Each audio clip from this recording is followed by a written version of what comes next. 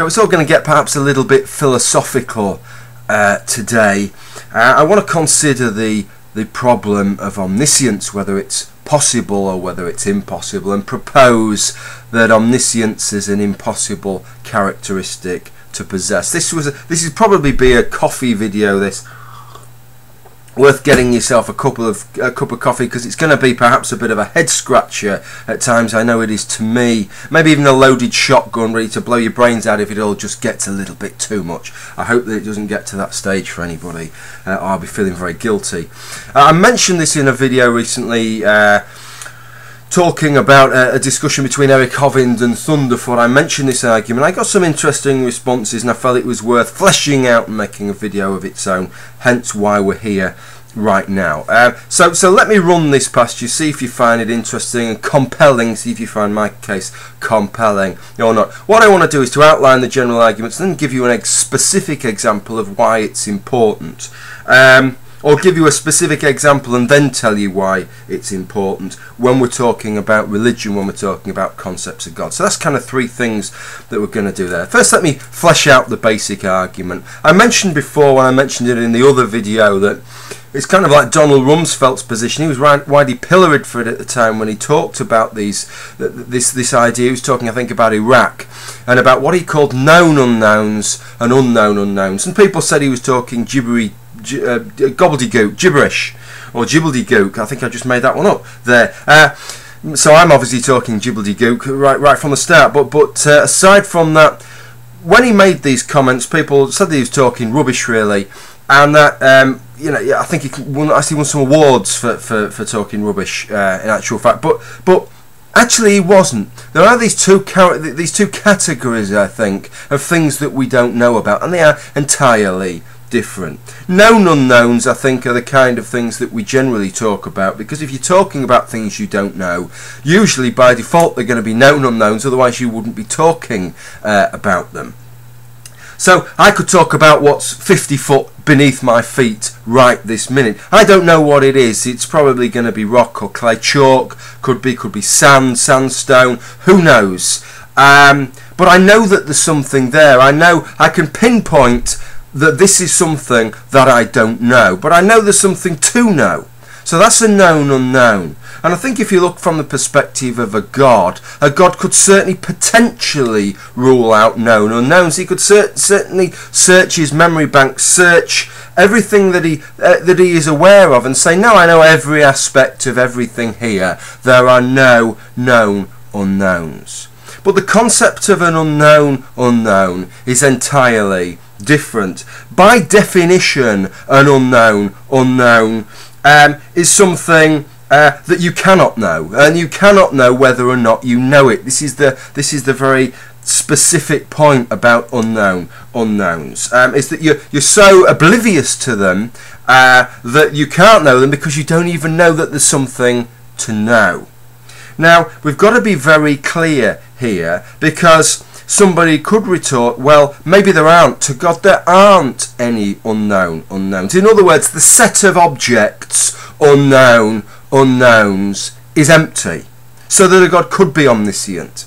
But the problem is, even if the set of objects, unknown unknowns, is empty, there is still this set of objects, this empty set of objects, if you like, unknown unknowns. Now, this seems to be an intractable problem to me from a potential God's perspective, because just the very fact that unknown unknowns could exist means that he cannot rule them out. Almost by definition, this is a category of thing which cannot be ruled out, because if they did exist, you would not know about them. So that's the general argument of what I'm talking about, is that there's always at least one thing that God cannot know, and that is whether unknown unknowns exist.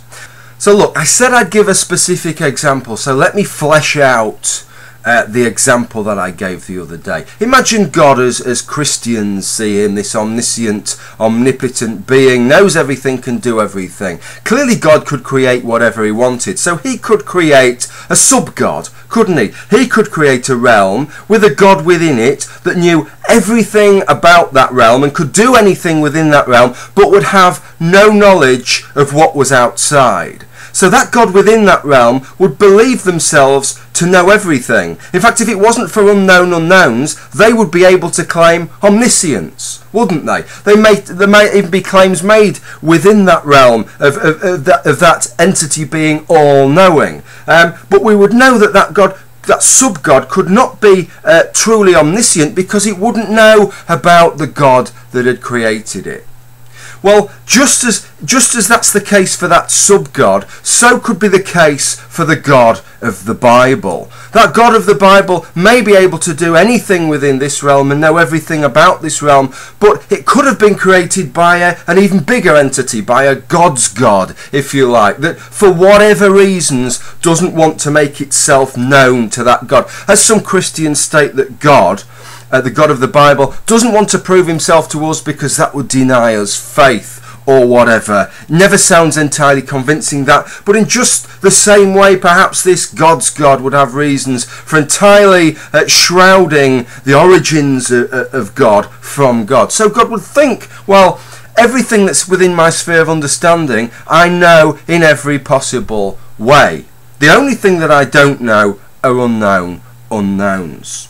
So I want somebody to tell me, if they dispute the case that I'm making, that omniscience is impossible, what is to rule that out? If the God of the Bible could do it and create a realm with a sub-God in it that would know everything about that realm, what's to stop the God of the Bible being in that same epistemically weak position, if you like, of never really knowing whether it's the ultimate entity or whether there's some greater other, which would be in this category of unknown unknowns. Now, what I said I'd also do is to tell you why this is important.